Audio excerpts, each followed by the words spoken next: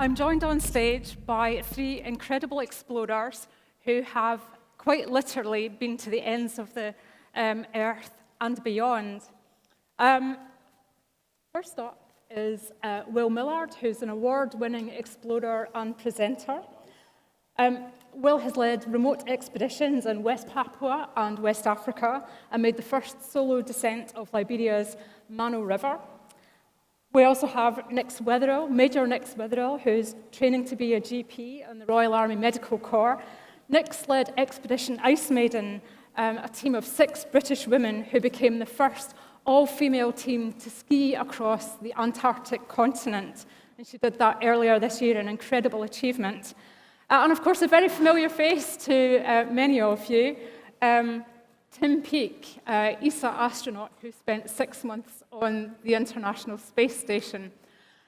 So thank you so much. Welcome to New Scientist Live. It's fantastic to have you all on stage sharing your experiences. You have all completed incredible expeditions that have required physical and mental endurance. My first question is, how do you prepare for your expeditions? Tim, you had a very long preparation. Will you tell us about it, please? Yeah, well, I think in some respects, preparation starts right from primary age in terms of all the skills that you acquire throughout your life, your personality, your character, up until the point at which you finally do something, an achievement like that you've been working on for so many years. But in terms of actual preparation for a spaceflight, we spend about 2.5 years specifically training for that. And as astronauts, there are a number of jobs that you just have to do. You have to be good at. You have to know how to spacewalk. You have to know how to operate the robotic arm, for example, visiting vehicles. You have to understand the space station in terms of how it works as a laboratory. That's our job up there, is to run it, to maintain it. And so we obviously, the Soyuz spacecraft, you have to learn how to fly that and to operate it and to speak Russian. So it all takes a while to acquire these skills to prepare. But in addition to that, which are kind of like the hard skills that you have to learn, there are the sort of soft skills of the psychological preparation for what you're about to do. And I think that's what's going to be really interesting as well, talking to Will and Nick, in terms of how we prepare mentally for a mission to space. And some of the training we do, you mentioned about the cave expedition, for example, living underground in a cave for 7 days, working as a close team, doing exploration. It really gives you an idea of who you are as a person and how you interact with other people.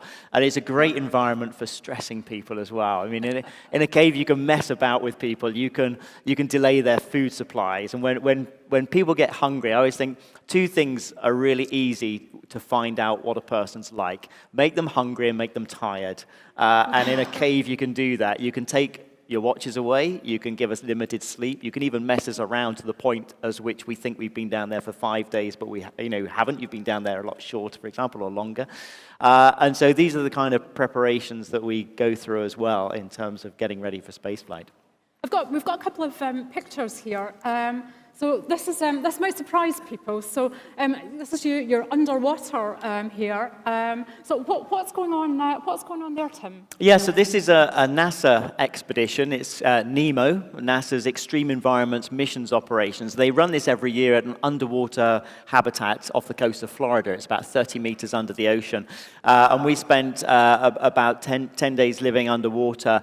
And on that mission, we were simulating a mission to an asteroid. And we were looking at, if we visit an asteroid, how are we going to gather scientific samples? Obviously, it's a very, very low gravity environment. So when you're operating on the moon or you're operating on Mars, it's much more simple and straightforward. You're in a gravity environment. Or on the International Space Station, the space station was built for spacewalking. So we have handrails outside. We can move around. When you get to an asteroid, it's got nothing, loose, crumbly rock, and a very low gravity environment. So we were examining how we were going to anchor ourselves to an asteroid, how we're going to scientific samples, how we're going to maneuver around. It was a fascinating time, really exciting, and working with a really novel bunch. It's like something out of the A-Team, really. We would at night discuss something that wasn't going quite right, and then this lad called Jesse was back on the coast in Florida, and overnight he'd weld together a new tool and bring it out to the dive site, dive down, and we'd have something else the next day to go and try out. And the whole time we were working on a 90-second communications delay as well, simulating the delay between Earth and a potential asteroid. And so we've got another picture, and of course, the big feature about space is microgravity. And how do you simulate that on Earth? Yeah, so weightlessness is very hard to simulate, and for spacewalk training, where we're going to spend 8 hours, 6 to 8 hours outside the space station, we go underwater so that we can have neutral buoyancy and therefore we can practice weightlessness. But really, the only way to truly get weightless on Earth is a parabolic flight. So it's great fun, nicknamed the Vomit Comet for obvious reasons. And it might, it does take a little bit of getting used to, but most people who go on it, don't feel too bad, actually. The pilot goes up and pulls at about a 2G climb to about 45 degrees nose up, and then pushes over the top to 45 degrees nose down. And during that maneuver, you experience about 25 seconds of weightlessness in the back of the aircraft. And we go up for about 3.5 hours and do 35 of these parabolas, one after the other. And in all that time, we get to practice weightlessness. And it's great fun, but it makes those first few hours on the space station much easier to understand what's going on. So clearly a huge amount of preparation, years of preparation goes into your mission. Will, is that your experience? How do you prepare for your expeditions into the jungle? Not really, Valerie. I mean, when you're preparing to go into the jungle, especially if you're going to be soloing, you have to weigh up every item that you take with you against another piece of food because, a lot of the time, especially if you're kind of trying to move from A to B over vast distances, sometimes weeks, months in a row through the jungles in New Guinea and Borneo, you really need to think carefully about how much food you've got with you. So we would take high-calorie rations, 900-calorie packs. But in terms of the preparation, I mean, we did quite a bit of fitness, but most of it would be psychological, especially when you were soloing. You'd have to prepare yourself into that mindset where when you got in the jungle and you were focused completely on survival and moving through and making sure you didn't make any mistakes, that you were just in it. Every step of every day, you were living that moment. You weren't thinking too much about where you were going or what had gone before. You just had to be in that moment because, you could so easily make a mistake in those environments. And when you have to be completely self-reliant, you can't afford to make mistakes. So, that was one of the most important things for us, really, in terms of our preparation, was just being ready psychologically to go in there and be self-sufficient.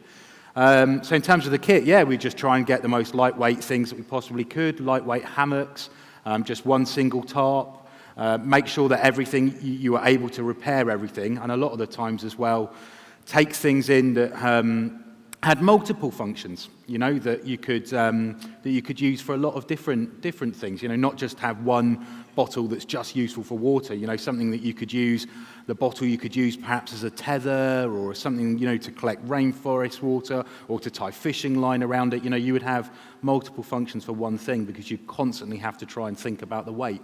So that was the most important thing for us, and I'm sure it was the same for you, Nix, as well, wasn't it? Yeah, I mean, for the trip across Antarctica, for us, what was quite unique about our expedition was that none of us from the whole team had ever been to that kind of environment before. So we kind of broke down our preparation into for about 3 main areas, such as research. So we read as much as possible, mainly on failed expeditions, so we could learn from other people's mistakes and not make the same mistakes that had been made before. And then we looked at the skills that we need, so specific skill sets, so practicing crevasse rescue, that type of thing. And then just general experience, so putting ourselves into that environment as much as possible, and generally trying to make it harder than we thought it was going to be. So imagine how hard Antarctica was going to be, and then make it harder. And that meant that when we actually got to Antarctica, it kind of seemed a little bit easier, a bit like you're going up and down to simulate gravity. We just took ourselves to Norway in the middle of winter, where it's 22 hours of darkness, and yeah, made our lives miserable for as long as possible. And then obviously the physical and mental training as well. So physically training for 2 years. Our team went down from sort of 250 applicants down to the final 6. And it was 2 years of working together and building that team, bonding, and the psychology aspects of how to cope in quite a remote and isolated situation, similar to yourself. And Tim, you had psychological training, or were selected because of your mental strength as well. Yeah, I mean, psychological profiling was a huge part of the astronaut selection process. For obvious reasons, you're going to spend 6 months living in a confined space with a bunch of international astronauts. You need to be able to get on well, and that takes a certain type of character and personality. It's interesting over the years to see how that's changed since the early days of Apollo, Mercury, Gemini program up to current space station. And even now it's continually evolving. We're currently discussing the next round of astronaut selections, and it's very exciting. We know that the next group of astronauts to be selected will be doing returning to the moon, and also in their career time frame will have an opportunity to go to Mars. Which takes a different mindset again. I mean, the psychological aspects of being in space are quite unique, but every day you can look outside the window and see planet Earth. I've been trying to visualize what it's going to be like on a 3-year mission to Mars when Earth becomes so tiny it's just another star in the sky. It looks like a star in the sky. Wow. So, Will, is that, you hear about the training that these guys Yeah. have gone through. I mean, this is just so very different. You didn't have that same support, did you? I mean, so one of the things that I would always look to do anyway, and this isn't just an excuse for really hitting the pies before you go on an expedition, but I generally go in overweight, probably by 2 or 3 stone. And there was one expedition in 2012 where I made a really terrible error of judgment geographically. I was looking for an intertribal trade route. That was what I was doing for about 10 years in New Guinea, was mapping these trade routes between the major tribes of West Papua. And I was on this route, and I thought that it was one of these trade routes leading north to the kind of New Guinean Amazon, the Mamberamo, and it wasn't. And I ended up in a 400 square mile patch of forest, and I ran out of food. And it was the one time when I was really glad that I had gone in, a little bit puffy, because me and my mate lost 3 stone on the way out of that forest. By the time we walked out, our muscle wastage was just extraordinary. Once you lose all of your body fat, once your body has literally consumed all of the body fat, it starts eating muscle, and you get this constant bitter taste in your mouth. And then the psychology of it is just extraordinary. I'd wake up every single morning convinced I could smell toast on the trees. And my mate would just be like, "You've got to stop talking about this toast. This is just terrible." Of course, there wasn't any toast. And then there were days when we'd actually run out of water, despite being in the rainforest. We went through one period of drought that lasted about a week. We ran out of water completely, and we had to start drinking water out of the top of a plant called a pitcher plant, which you might have seen inside greenhouses. You can buy them in garden centres, and it's basically this parasitic, meat-eating plant that digests insects that land in its kind of pitcher, cup-like flower. It digests the insects, and that's how it survives. But on the very top of it is a thin layer of fresh water, and we literally survived for 3 days just by nipping the little bit of fresh water off the top of these plants. But of course, we'd get eggs and excrement and fly cases and wings in our mouth too, and it was pretty rank. But we kept going, It's like what I said, you focus on the task ahead of you, and when you're there with that pitcher plant in your hand, that is the task that's ahead of you, and you've just got to grin and bear it. We've got a little video showing Nix. This is you doing this is your training for falling into an ice crevasse in Switzerland. So let's watch the video, and then you can tell us a bit more about that. Can we have a video, please? Oh, wow.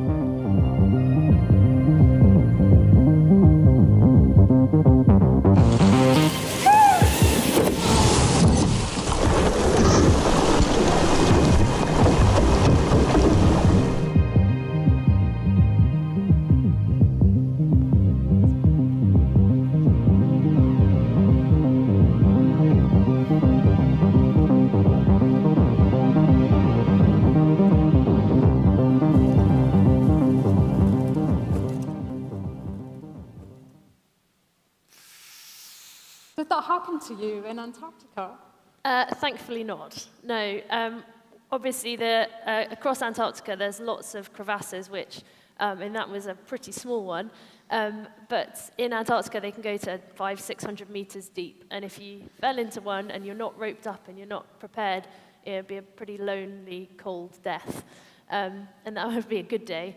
But luckily, we didn't come across any. We had worked out exactly what we needed to look for and minimize the risk of coming across them. But we were always prepared and always wary that, certain areas there was a high risk of it.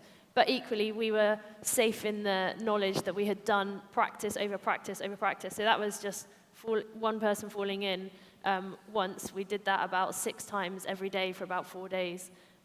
So everybody knew exactly what to do should it happen, and wherever you were on the rope, as it were. So everyone was as fully prepared as we could possibly be, and luckily it didn't happen to us. So yeah. So you are certainly, Nix and Tim, you're so prepared when you start your expedition. When you actually get there, does it live up to expectations, or is it different? For me, it far exceeded expectations, and I think that's because all the training, it prepares you for as much as it can, but it cannot prepare you for the exhilaration of a rocket launch, and it cannot prepare you for the view of Earth from space, or the view of the universe looking out from space. And that's what so many people look forward to seeing, of course. The training we do is all very cold, hard, technical training, but then you get the emotional aspect of going into space, and that's what far exceeds your expectations. It's quite strange because when you arrive on the space station, it's like a home from home. The simulations we have here on Earth are so good, the mock-ups we have are such high fidelity, and we spend, like Nick was saying, we spend hours and hours inside these simulators and these mock-ups, training and training. So you arrive on the space station, you know exactly where everything is. It looks just like you're expecting, except you're floating. But then you go to the window, and then it's like, I haven't seen that before. And that's when you get the wow factor. Yeah, how about you, Will? I was really interested in listening to Tim talk there, and I think probably the one thing that links all of us is the idea of almost the void. And when you're in the jungle, you are in an intense green void, and it makes you feel very insignificant as a person. And for me, I mean, you might think that that's something that would be scary or make you feel fearful, but actually I found it intensely liberating. I don't think there's many experiences we have as humans anymore where you get that feeling of, wow, incredible insignificance against the vast scale of Earth. And I mean, for you, Tim, it must have just been life-changing. I mean, the way you must think about yourself now as a human must be completely different. It is, yeah, and you're absolutely right. On the one hand, it's overwhelming, exhilarating, but then you have to normalize your life. You normalize your routine up there, otherwise you just go crazy. You need to, we were talking earlier, you just get out of bed and have a cup of tea, get some breakfast and go to work. But then again, it hits you occasionally when you'll just be coming past one of the windows and you'd look out and you'd see a different part of the Earth, and it'd just be this stunningly beautiful view beneath you. It might be, Kamchatka by daytime, a volcano erupting, or it might be going through the aurora at nighttime. And in particular, out on the spacewalk was quite surreal. Just floating and weightless inside a space suit, but just having a very thin visor and being able to kind of look around like this. I just, okay, so that's the universe there, and that's Earth. And it does make you feel very insignificant. And it also really makes you appreciate Earth in terms of a perspective, in terms of where we are as a planet in the universe and how tiny we are and how fragile we are as well. It really does hammer that home. We've got a couple of slides, Will. This is you trekking. Oh yeah. It's very green. A trip down memory lane. I remember it well. Yeah. I mean, that was actually on the retreat in 2012. So me and my expedition partner Callum had effectively 3 ridges. All 3 of them were over 1,000 meters high. To get back to our last point of human contact was this small tribe called the Warra. Basically, we needed to make it back there to resupply. As I'd said before, we'd run out of food, and every day, I mean, it was like a jungle conveyor belt. We had one machete, and we'd just be cutting and cutting on this bearing through the forest. And I mean, there were things that obviously that did break up the days. You know, you'd sometimes come across the death adder, which is the only snake in New Guinea that wouldn't move from the path. We would try and find lines of weakness through the forest, which were often on rodent runs. Now, this adder would sit on those rodent runs, perfectly secure in the idea that its camouflage was so perfect that it didn't need to move even when we were on top of it. But it was the 8th most deadly snake in the world. And if it had bitten me, I'll tell you something for nothing. When you get into the top 10 most deadly snakes in the world, it doesn't matter which one bites you. So the 8th most deadly snake in the world, and it would not move, so we had to be mindful of that. And then occasionally we'd come across big forest pigs, you know, males that would be looking for a female partner, very, very dangerous animals indeed. But generally we'd just be trying to cut our way through the forest. And then later in life, as I kind of moved into my 30s and I started doing the programs on BBC Two, Hunters of the South Seas, and latterly my year with the tribe, my work became much more about how people continue to live in these environments. You know, when you've experienced it as a modern-day human in 2018, you realize that the technology we have is effectively useless.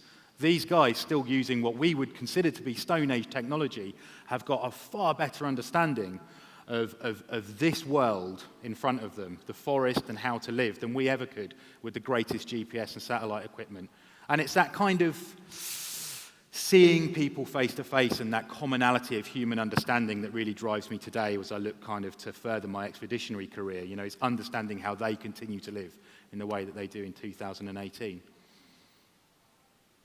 Yeah, similar, like when we were in Antarctica, you know, thinking that it was only 100 years ago or so when they actually discovered the South Pole, and the equipment that they had then and how they managed to do it is just incredible. I mean, we had satellite phones and we had GPS if we needed it, and nothing that they had. And actually going back to the insignificance thing, it's crazy to think that, you know, the ground that we potentially were walking on was exactly the same water cells that potentially Shackleton and Scott, you know, walked on. And we were kind of almost hoping to, when we dug our toilet pits, that we might dig up Shackleton's toilet pit and you know, have some history that we found. But it does make you realise that the insignificance of us in time and space and location. Yeah. A couple of photos of the Icemaidens next. This is it looks absolutely spectacular in Antarctica. It is. It's something that you can't ever, you know, we thought we could imagine it, but actually when you get there, it's, you know, after a couple of days, it all looks exactly the same, and it takes a sort of active decision to say, actually, I'm just going to look around me and take in everything that I've got, because there is not a single human or even living animal within, you know, the whole of this horizon that I can see. And that's when it's those moments when you kind of realize exactly where you are. Then, does it, if you're walking through a whiteout, or you just have to keep on going, does that get monotonous at all? Yeah, definitely. I mean, 10 hours of skiing with, you know, we skied in a line, one behind each other, for efficiency and for safety. And so you don't have anyone to talk to. You're kind of in your head. All you've got around you is maybe someone in blue in front of you and someone in blue behind you, and the rest is just white. And like you say, with whiteout, some days you couldn't even see the horizon. It was just a complete whiteout, constantly falling over because you can't tell which way is up or down. And it did become, you know, those days were challenging, but generally it became boring, it became monotonous, and you were at risk of losing that perspective of that you were in the most incredible place, that you were doing something that not many people get to experience, and you kind of had to savor every moment of it. When you're doing it for 60 days, it's difficult to savor every moment, but it's what, you know, it's something that you're constantly thinking of. But, you know, our psychology training had prepared us, and all our training as well. All the training that we'd done in Norway had been like I said, make it as harder than it actually is. We had the potential for music and iPods in Antarctica. All our training was done with no entertainment, nothing. So you had to, we learned to ski for 3 weeks on our own in our heads, and we knew that we could cope with that. So if the solar charger packed up and we couldn't charge anything, then we knew that we could cope in Antarctica. When you're, say, past the halfway point, do you then feel as though you're on the home straight, or does it get more difficult? It's difficult. I mean, we were chatting about this earlier, but for us, our goal, our team mission was to get the whole team across. And we had to measure exactly how hard we were going to be pushing ourselves and how far we were going and how fast we were going to make sure that every single team member was fit when we reached the end. And, there had been a team the year before who had set off quite fast, and we learned from what, essentially their mistake was that they had set off quite fast, and it meant that about 2/3 of the way through, one of their guys was too exhausted to continue, and he had to be rescued. So they finished with one member short. And so for us, it was about sort of making that, the whole distance, everyone staying fit. But you're right, 2/3 of the way through, and you can see the finish line, and people are just wanting to get there. And it's a case of just, particularly as the leader, of just sort of going, okay, guys, we can see that the end is in sight, but don't rush to it, because there's still a long way to go. There's still, 2-3 weeks to go out of our whole 2-month expedition. So yeah. And Tim, your mission in space was extended. Was that difficult to cope with? It wasn't difficult to cope with, only because we'd trained for it. And as Nick says there, you try and train as much as possible to be prepared for any eventuality. So when we launched, we were expecting a 5-month mission, and then about halfway through the mission, we were told it would be another 2 weeks until we would land, and then towards the end, another 2 weeks was added onto that.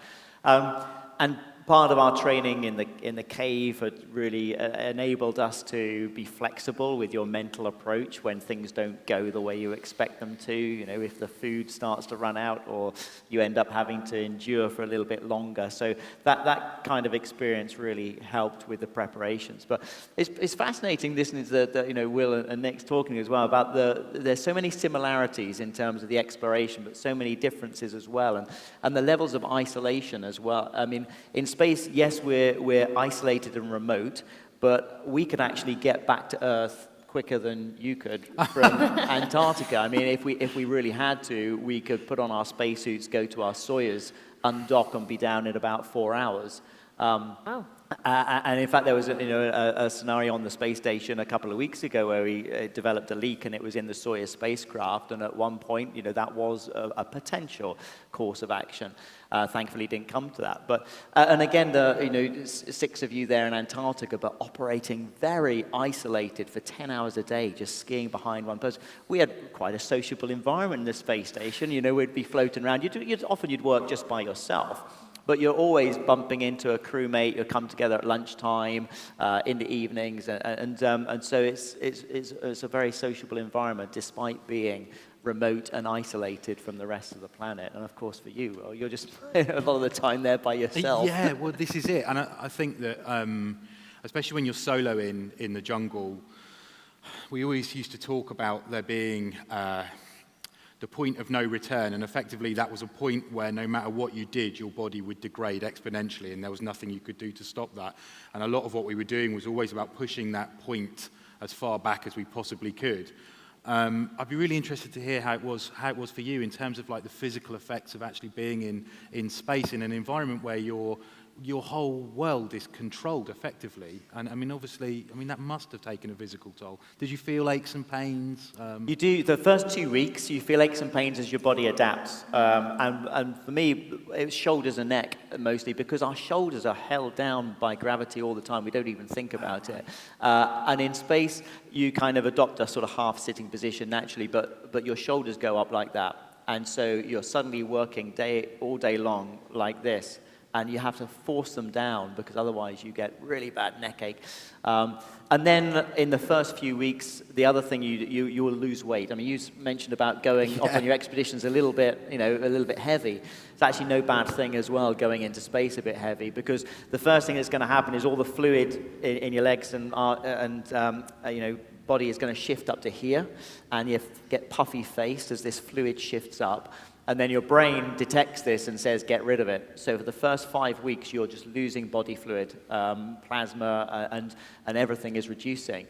And of course, I lost about 5 kilos just in the first 5 weeks as that process happens. Wow. And then you try and maintain your muscle mass as well during spaceflight. So you're constantly trying to counter all these physical effects that are happening.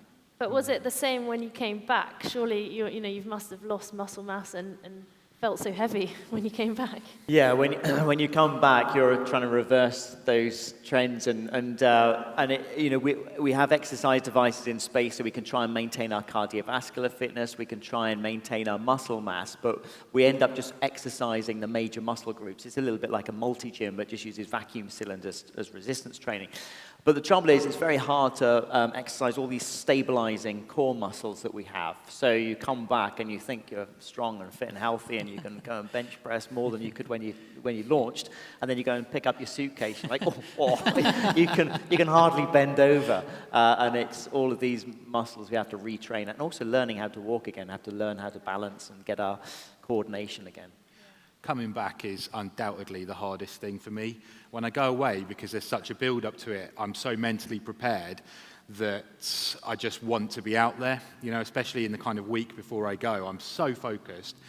And then when I come back, it's such like a release of emotional energy, and suddenly that's not my life anymore. And I'll be walking down my high street, past the Wetherspoons and the Ladbrokes and the Greggs, and, I can turn on a tap and get a glass of water. And, my wife's in the audience out there somewhere today, and I know I'm not a good person to be around, because it's not even that I want to be back there, but it's just such a massive cataclysmic shift in the way of life that I think that's when I'm actually at my worst, is bizarrely when I'm safe and I'm at home. And that's something that I've worked a lot in the last decade to try and overcome more than anything else. I mean, for you, Nix, that must have been mad, though, to have gone from such a sensory deprivation to then suddenly being in the outside modern world. Yeah, two of the huge things that we noticed when we came back was colour.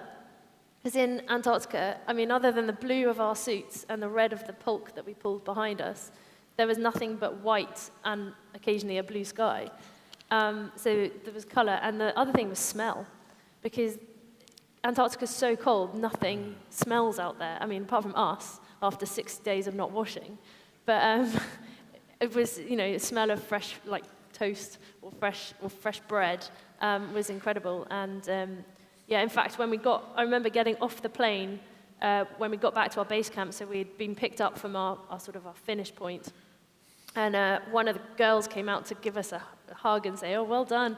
And she just washed her hair, and all of us were just sniffing her hair because she smelled amazing. That was probably one of the most noticeable things when we came back. It's funny, it's just like when we get a cargo vehicle on the space station, and they normally put some oranges in there, because oranges tend to last okay for a launch, and everyone dives in there, and all we want to do is just smell them. You just grab an orange. You don't want to eat it, because then the smell's gone, so you keep it as long as you can just smelling it. Like, wow, it's incredible. And then finally you say, I'm going to eat this. Yeah. Tim, you talked several times about the view from space, and in particular looking down on Earth. And we've got a little video just to show the audience what that's like. It's a little time-lapse video. So if we could play that video, please. So, Tim, would you like to tell us what we can see here? I know it's a bit difficult for you to see. So this is going down the coast, the west coast of America, and at night time, of course, the whole planet Earth comes alive. You see all the lights of cities, you see the roads as they're interconnected, but you also see thunderstorms, which are crazy. And on Earth, you experience a thunderstorm, you might see 1 or 2 flashes every now and again from space. It's like a disco strobe light going off. It's absolutely magical. And then, of course, you see the magnificent aurora as well, the aurora borealis, Aurora Australis. And I think night, Earth by night is absolutely beautiful. By daytime, it's, we see all of the continents and we see the geographical features of the planet, but by nighttime, you see all the human habitation. So this is some picture of the aurora. Sometimes the aurora is so strong, the space station is actually flying through this green fog. It can reach up to about 400 kilometers. And that's quite eerie when you're not expecting it. You go to the cupola window and you're just surrounded by a kind of green fog as you pass through the aurora. Oh, this is so cute. Wow.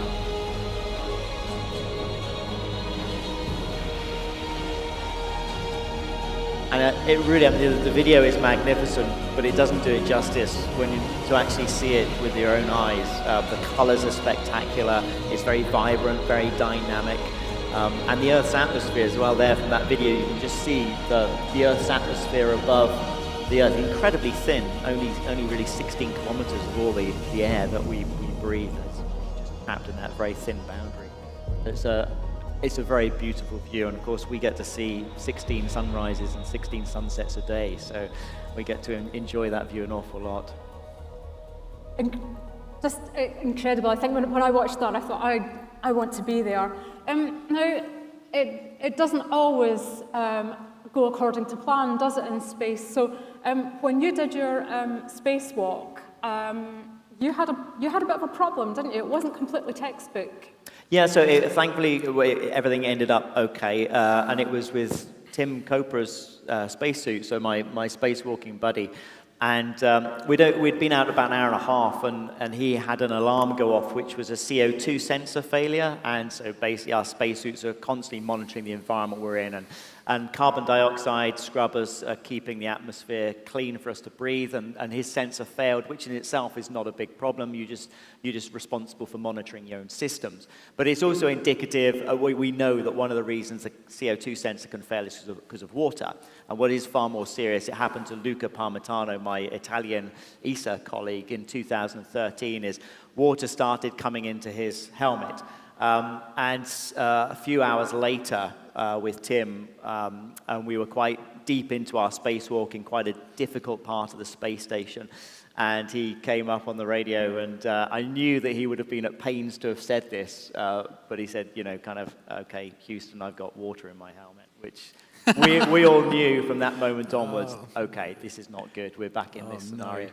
So from that moment onwards, we knew we had to terminate the spacewalk and get Tim back in as quickly as possible. The problem is we do actually have quite a lot of water in our life support pack. It's used not only for the cooling system, but it's used for many other systems on board to maintain our environment. So there's a lot of water that can actually fill a helmet when that starts to happen. So we needed to expedite the recovery and get Tim back on board, but thankfully we did that. Okay. And it wasn't all plain sailing for you, Will, was it? That does not look good. What happened there? Yeah, I mean, this isn't Botox gone bad. The jungle hornets, there's a particular species of hornet in Papua that lives within dried leaves, and they are perfectly concealed. They're impossible to see until you hit them with the machete. And even though this insect has never seen a human before, they know exactly what to attack when it comes to any mammal. So they go for your nose, they go into your ears, and they go for your lips. So, I mean, this was just horrendous. I mean, it's like being punched in the face 1,000 times in a single second, and both me and my expedition partner were covered in these welts. And luckily, I mean, we didn't have an anaphylactic shock. I mean, it's a funny image, but I mean, we had to instantly start taking medicines and steroids to try and get ourselves, back to normal. But yeah, it was absolutely awful experience. And it happened quite a lot. There'd be that. And there was also clouds of bees would follow you around, which I wasn't expecting. We were constantly followed by clouds of bees, because what you realize in the middle of the rainforest is that the opportunities to actually get salt are few and far between. And as a mammal with your salt ducts constantly pushing out salt as you sweat, of course, that's a really, really important resource for all of these animals that are living in the forest. We'd be constantly followed by clouds of insects trying to feed off of us. And yeah, unfortunately, sometimes there were some bad consequences. And next, anything bad happened to you? not as bad as these guys. I mean, there's lots of risks, obviously, in Antarctica, like cold injuries, frostbite, that type of thing. There's something called polar thaw, which essentially is fat is such a good insulator that when you generate the heat in your legs from walking, the fat around the muscle stops the heat getting to the skin, and so the skin actually freezes. And that can break down and then can get infection. But it was a case of recognizing it really early. I mean, there wasn't actually much research on it, but recognizing it really early and then managing it as best we could. And thankfully, we used to do buddy checks. So you pull down your trousers every night, and your buddy would check your bum for any spots of polar thaw, and then deal with it if they needed to. And that's how we kept on top of things. So we were trying to be one step ahead of any injuries. Now, I'm so glad you mentioned pulling down your trousers, because we do have to come to the question of just bodily functions and going to the toilet. And I know everyone asks you that, Tim, and everyone asks astronauts about how you go to the toilet in space. I'm not going to ask you that, but I am going to ask Nix. How do you go to the toilet in Antarctica? And Nix helpfully has provided a video, so if we could... now, it's not, I should say, this is not Nix, to protect Nick's modesty here. If we could see the next video, please. This is the toilet pit I've just dug. It's got a bit of a back wall to protect your bum from the wind. It's got 2 good solid foot plates and the hole in the middle for everything. Look, we spotted. We spied a letter. Spotted Sophie. You're on camera! But essentially, going to the toilet in Antarctica was to do it quickly. And yeah, shield, there was a sort of a wind shield to protect us. And you're right, it was one tissue because everything came down to weight. And actually, around the South Pole, the last degree, so the last 60 nautical miles, because that's where everybody converges when they go to Antarctica, is you can't leave any human waste. So it's a case of doing that, but in a bag, and then tying your bag up and putting it in the dirty end of your pulk. Luckily, everything freezes, so it doesn't smell too bad. But yeah, that was more one of the challenges that we had to face. It's funny you say it, because we have, in the space station as well, we obviously poo into a container, and then the container gets sealed, and we put it to the dirty end of the space station, pack it away in this end cone, and the containers are pretty good at sealing the smell, but they're not that good, and after a few weeks, it does start to pong at that end of the space station. And Tim was working down there one day, and he was moving these bags around, and the cargo vehicle had just arrived, so this stuff was everywhere, and his foot kicked one of the containers and blew the lid off. Of course, it's been off-gassing for a while, and so it was an explosive event when this container went off, and I was in the Japanese laboratory at the time, which is a fair way away from the PMM. And I suddenly smelt this horrendous smell, and I'd never smelled before. So I went and saw Scott Kelly. So he said, "Scott, strange smell in the Japanese laboratory." And I couldn't work out what it is, why it'd be there. He said, "Tim, it's not the Japanese laboratory. it's Jim Gopher in the PMM." And this, within a couple of minutes, this horrible smell had pervaded the whole space station. It took us about 2 days. I was going to say, surely smell. it takes a while to filter out. Yeah. So it must be rather welcome to use normal toilets when you return from your expeditions. I think we've already touched a little bit on what life is like when you return. I mean, and what is it like? Are you just anxious to get back? Next, what was it like for you?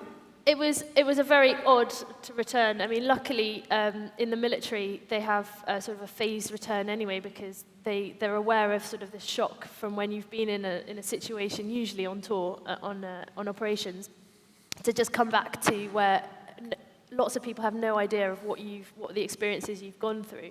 And at first we were really angry that we just wanted to get back to our family, and actually in hindsight it was such a good thing that they made us stay in Antarctica for about 4 days, and then in Chile to repack our kit for about 2 weeks, and then back to the UK.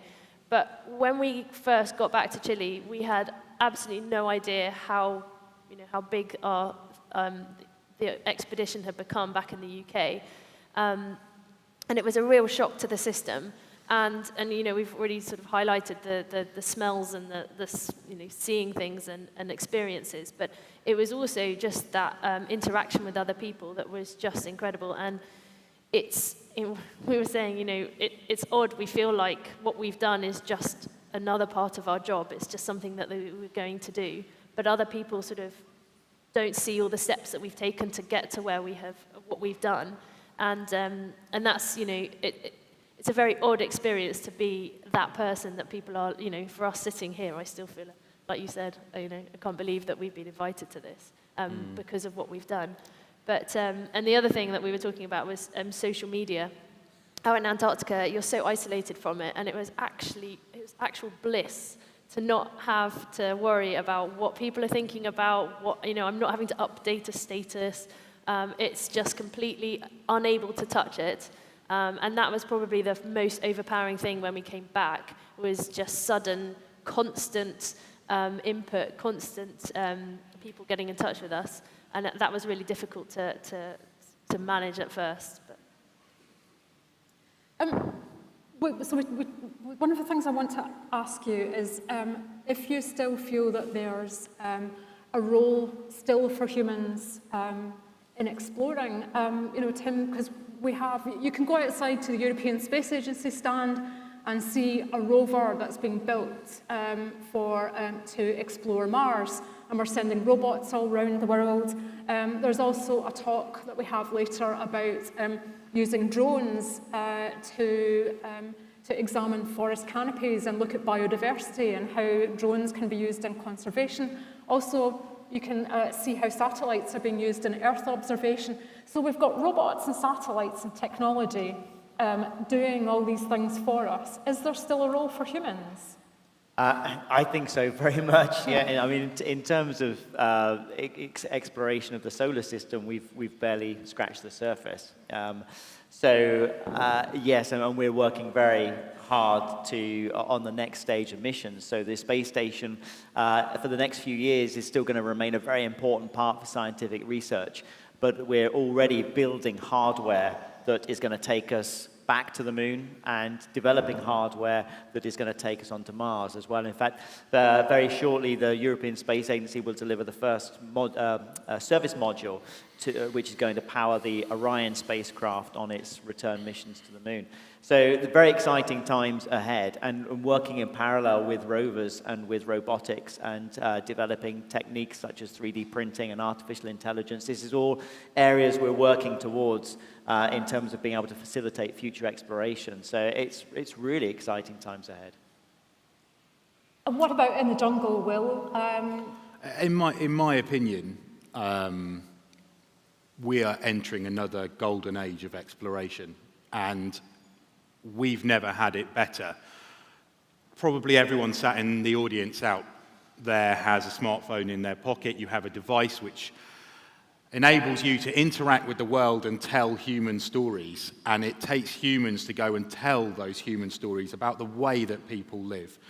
And it's so important. In fact, it could never have been more important right now that people are getting out there, that you're engaging with people from other countries face to face and finding ways to tell their story. And in terms of platforms, YouTube, Facebook, Instagram, whichever ones you use, we've never had it so good in terms of being able to disseminate knowledge about the way that people are interacting with the world. I think that we're going into a really interesting time.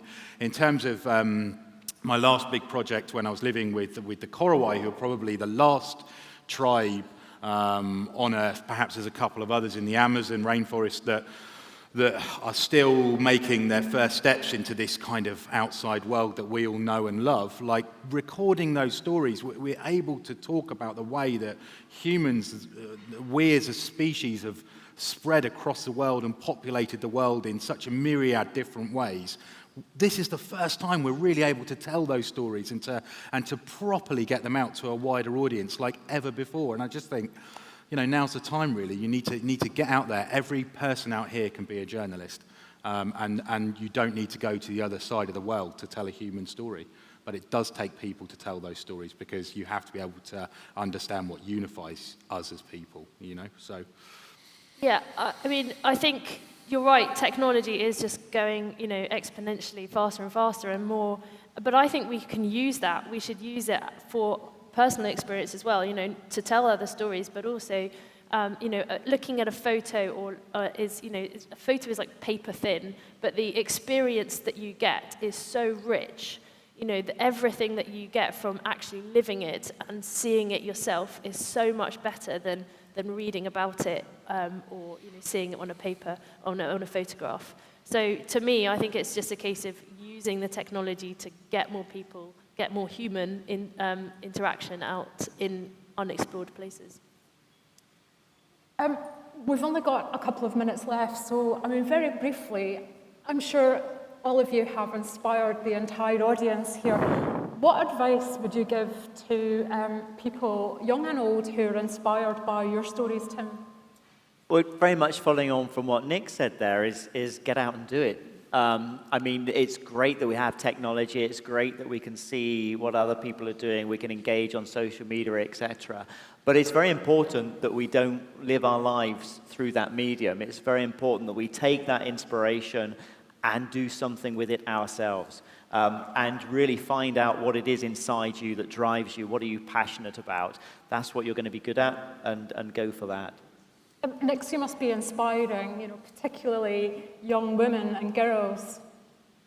Well, hopefully. I mean, you know, that was one of our intentions, but, you know, our aims was to inspire other young women and girls to go out and do things. But actually, as we went through the whole training and realizing that people were interested in what we were doing, it became not just about women and girls, but boys and men and basically anybody. And we actually go around talking to schools and say, you know, what's your Antarctica? Because obviously our Antarctica was Antarctica. But it's about sort of finding something that's going to sort of stimulate you and push you to your physical limits or beyond, or even your moral and psychological limits, and just to really push yourselves out there. And that's really what my piece of advice would be, is just to find something, like Tim has said, that really inspires you, and to then just follow it, and don't just park it. The only thing I would add, and it's purely a practical note, is that I come from a very normal background. There's absolutely nothing exceptional about me at all. But I believed in myself, and I believed in what I was doing, and I believed in the reasons why I was going to New Guinea in the first place, and I was focused on those goals. Every single grant that I applied for when my career was starting is still available to anybody in this room, and anyone can apply for that funding. So get out there and do it. Thank you so much, all three of you. I think it's been a really fascinating conversation. I hope the three of you have enjoyed sharing, comparing and contrasting your experiences with each other. I'd like you please to give a great big New Scientist round of applause to Tim, to Nick and to Will.